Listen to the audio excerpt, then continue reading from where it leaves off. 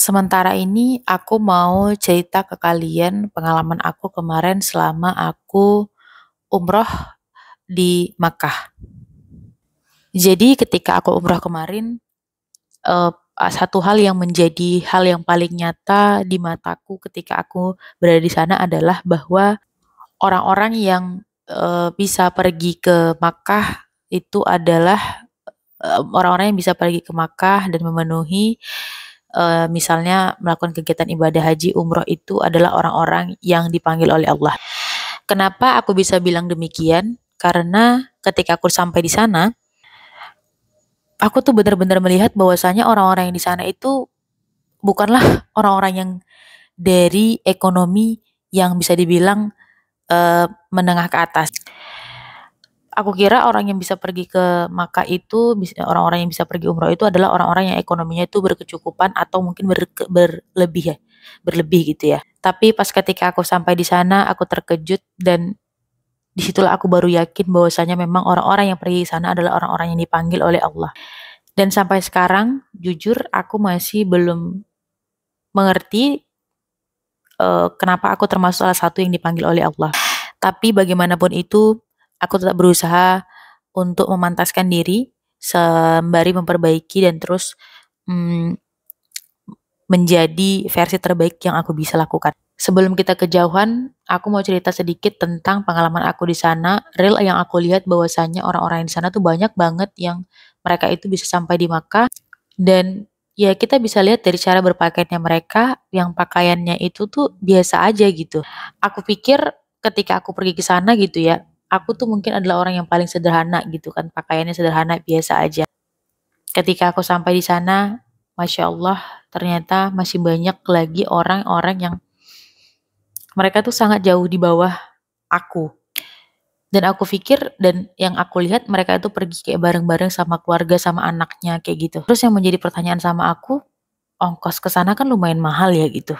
Tapi yang menjadi satu hal yang paling luar biasa adalah kenapa mereka bisa mampu. Sementara ketika aku bandingkan di sini kehidupan di Indonesia, terutama di lingkungan aku, banyak orang yang secara ekonomi mereka itu sudah bisa dikatakan bisa membeli kebutuhan-kebutuhan sekundernya mereka. Tapi kenapa mereka tidak mengutamakan untuk bisa misalnya pergi umroh minimal gitu ya. Disitulah aku paham bahwasanya orang yang ke sana tuh bener-bener adalah suatu panggilan. Karena aku termasuk adalah orang yang termasuk orang yang lumayan skeptis, jadi banyak sekali mitos-mitos atau apa namanya cerita-cerita yang aku dapatkan yang aku tidak langsung percaya 100%. Tapi kalau cerita ini aku itu real. Semua orang yang bisa pergi ke sana adalah orang yang dipanggil. Karena banyak sekali orang yang kaya tapi mereka belum ada panggilan, belum tergerak hatinya untuk pergi ke sana. Tapi sebaliknya, aku lihat banyak sekali sana orang-orang yang bisa dikatakan kurang mampu, karena itu kelihatan dari cara berpakaiannya mereka ya. Kita tahu banget standar pakaiannya mereka itu kayak gimana, mereka bisa berangkat, mereka mampu. Disitulah aku paham bahwasanya aku sadar satu hal bahwasanya berarti Allah masih memberikan aku kesempatan, walaupun aku sadar kayaknya aku nggak belum pantas banget gitu. Aku belum pantas untuk dipanggil dan aku rasa masih banyak orang yang jauh lebih baik daripada aku. Tapi aku rasa itu adalah salah satu cara Allah mungkin, Allah itu punya satu rencana dan mungkin ingin aku menjadi orang yang lebih baik atau ada sesuatu yang ingin sesuatu, amanah yang ingin diberikan kepadaku. So buat kalian yang masih ragu gitu ya, aku nggak tahu sih, aku takut aku tuh lebay, aku nggak mau jadi orang yang lebay gitu ya. Tapi percaya nggak percaya, aku tuh kalau ditanya saat ini aku rindunya kemana atau aku pengen kemana gitu ya, aku rindu ke Makkah gitu, Makkah dan Madinah, aku pengen lagi umroh gitu. Padahal kalau dipikir-pikir gitu ya, aku kan baru, umroh itu kan sekitar 2 bulan yang lalu ya, dan ini tuh belum sampai setengah tahun. Tapi kalian percaya nggak sih kalau misalnya aku tuh masih sering nangis kalau misalnya aku tuh rindu pengen ke Makkah, lucu nggak sih menurut kalian? Aku nggak tahu itu aku sendiri yang mengalami seperti itu atau mungkin kalian yang juga udah pernah pergi ke sana itu mengalami hal yang demikian. Sumpah itu kayak sedihnya itu gini-gini, kalau misalnya, ayahku kan kebetulan meninggal ya, aku rindu juga sih sama ayahku, tapi kayak rindunya aku misalnya sekarang ditanya aku rindunya pengen ketemu ayahku sama pengen aku ke Makkah, aku malah pengen pengen ini, pengen umroh lagi gitu. Kalau misalnya kita bilang di sana itu tenang, mmm, Iya mungkin hati kita tenang, tapi kalian jangan bayangkan kalau di sana tuh kalian bakalan adem ayem gitu. Bahkan ketika kalian tuh misalnya di Makkah gitu ya, kayak kita tuh mau ke Ka'bah itu kayak berdesak-desakan gitu, sangat sangat sangat tidak teratur sekali. Tapi aku nggak bisa menjelaskan secara ininya kayak gimana gitu ya. Tapi yang penting adalah kenapa aku bisa pengen lagi ke sana. Padahal ya kalau misalnya kita ceritain secara zohirnya, ketika aku kemarin di Makkah itu saking aku lelahnya dan aku capeknya itu tuh kalau bisa dibilang tuh masih banyak yang enggak enaknya gitu secara zohir. Tapi kenapa aku rindu? Mungkin bisa jadi karena ini ya, energi spiritual yang sangat kuat di sana. Aku mau cerita realistis sama kalian, ini pengalaman aku, jadi aku nggak mau sembunyiin, aku nggak mau kayak orang-orang, iya di sana gini-gini, aku bakal ceritain ke kalian gimana fakta di lapangan yang terjadi ketika kita misalnya umroh, atau kita berada misalnya contohnya di Makkah atau di Ka'bah gitu ya. Seperti yang kalian mungkin teman-teman yang udah pernah umroh bakalan tahu hal ini sih. Tapi aku nggak mau cerita yang manis-manisnya doang. Aku bakal bilang kalau misalnya kalau kalian pergi umroh itu, contohnya kayak aku aja kemarin aku pulang umroh itu aku kurusan banget. Kenapa aku bisa kurusan? Karena di sana tuh aku nggak selera makan, karena bisa dibilang makanan itu aku kurang cocok. Nah, itu adalah salah satu apa namanya red flag ya. Kalau misalnya dibilang orang pasti kalau misalnya makanan udah gak enak, dia udah merasa nggak nyaman dan bakalan apa namanya, bakalan trauma gitu, misalnya kayak lebih nggak nyaman, dia nggak bakal mau lagi. Terus yang kedua, di sana tuh jauh banget, Masjidil Haram tuh jauh dari hotel-hotel. Hotel apapun itu yang katanya deket dari Masjidil Haram, ya iya emang deket, tapi kan dari, pelataran luar Ka'bahnya ke dalam itu kan tetap juga jauh, tetap juga capek guys, nggak ada yang di sana tuh nggak deket deh, pokoknya kalian jangan terbayangkan kalau misalnya berada di Masjidil Haram itu bakalan deket kayak masjid-masjid kalian di kompleks perumahan kalian. Jadi kalau ada yang bilang misalnya, "Iya deket aja, kita nggak capek." Capek, gue bilang sama lu, capek. Bahkan hotel yang paling ada di depan bibir, pelataran Masjidil Haram itu juga bakalan jauh masuk ke dalam. Kenapa gue bilang jauh? Karena nanti kalau misalnya di dalam itu tuh kita bakal jalannya, apa namanya, kayak itu tuh jalannya tuh muter-muter gitu guys, apalagi kalau misalnya di satu tempat itu penuh, nanti kita bakal diarahin lagi tuh ke sana. Dan itu kan posisinya kan muter-muter ya, dan Masjidil Haram itu kan nggak kecil. Nah, ujung-ujungnya kita bakal jalan jalan jalan jalan, ya lumayan jauh lah. Cuman mungkin kenapa orang nggak kerasa itu karena ya mereka nggak sadar aja kalau itu jauh. Terus yang ketiga, kalau di sana itu berdesak-desakan. Udah tidak lagi menjadi rahasia umum bahwasanya di Masjidil Haram itu desak-desakan. Lu jangan berharap kalau misalnya lu di Masjidil Haram lu bakalan kayak di spesialin kayak lu sholat di masjid-masjid di komplek depan rumah lu. Kalau misalnya lu sholat orang bakalan menungguin lu gitu ya. Enggak ya, orang tuh kalau misalnya mau lewat, ya lewat aja, lu mau misalnya lu lagi sholat aja, orang lewat aja di depan sholat lu. Bahkan yang paling parah adalah lu kadang-kadang kesenggol-senggol, terus kadang-kadang pas lu sujud juga kena langkah-langkahi. Terus kalau misalnya lagi lu pas di apa namanya, di mau masuk Hijr Ismail juga bakalan empet-empetan sama orang-orang. Apalagi buat kita-kita yang badannya kecil, udah dah tuh, udah kayaknya bakalan kapok banget. Terus yang keempat, di sana itu cuacanya ekstrim. Ini buat kita orang Indonesia ya. Aku merasa di sana tuh cuacanya ekstrim sekali. Misalnya kalau misalnya di cuacanya panas, bakalan panas banget. Aspal tuh sampai nggak kepijak guys, saking panas. Terus kalau misalnya cuaca dingin, dingin banget. Kalau misalnya kayak dingin banget itu kita kadang-kadang flu, sampai kadang-kadang hidung kita berair-air.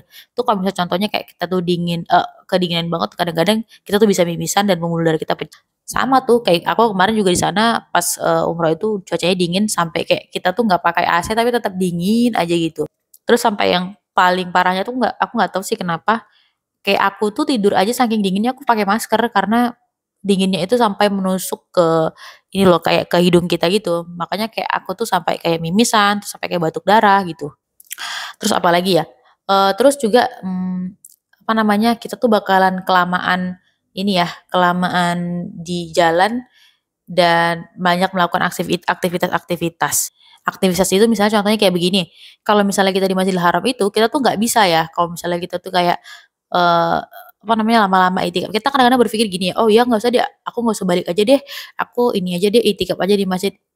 Susah guys, lu bakalan diusir-usir di sana.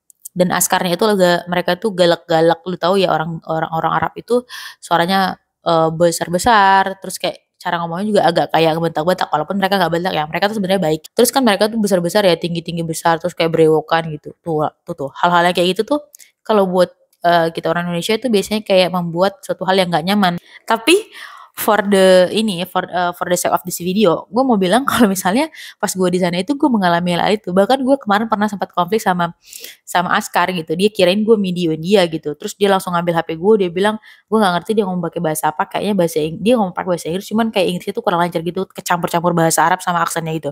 Dia bilang gue ngevideoin dia, padahal gue itu kayak nggak sengaja termasuk kemasuk dia dalam video gue, padahal gue tuh kayak ngevlog gitu. Jadi istilahnya singkat ceritanya kayak gue tuh sempat kayak ada cekcok gitu lah sama Askarnya, walaupun gue nggak cekcok lah ya, tapi ada masalah sama Askarnya, terus kayak yang habis itu dia kayak maksa ngambil HP gue dan bla bla bla dan segala macamnya.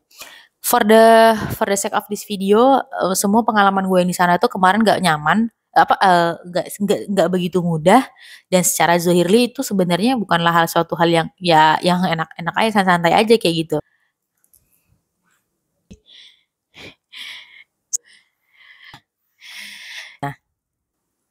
Nah, aku rasa satu hal yang menjadi kenapa aku begitu pengen balik lagi ke sana adalah energi. Aku rasa energi yang sangat kuat, titik pusat energi spiritualitas di Makkah, yaitu sebagai pusat ibadah dari umat Islam seluruh dunia, yang membuat aku menjadi kayak ketarik lagi untuk bisa balik lagi ke sana.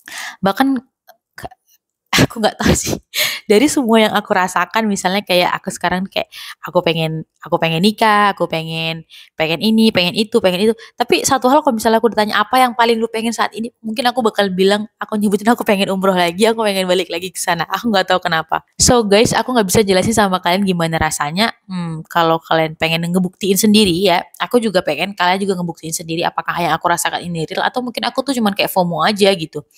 Kalian bisa pergi ke sana, nanti kalau misalnya kalian udah atau kalian yang udah pernah pergi ke sana, kalian ceritain gimana pengalaman kalian. Apakah kalian merasakan hal yang sama kayak aku, atau cuman aku doang yang kayak gitu? Tapi aku nggak mau dibilang lebay sih. Tapi emang ini adalah kenyataan yang aku rasakan dan aku pengen share pengalamanku ke kalian. So teman-teman, buat kalian yang belum pernah pergi ke sana, setidaknya misalnya kalian merasa, aku tuh kayak belum dapat panggilan, tapi aku rasa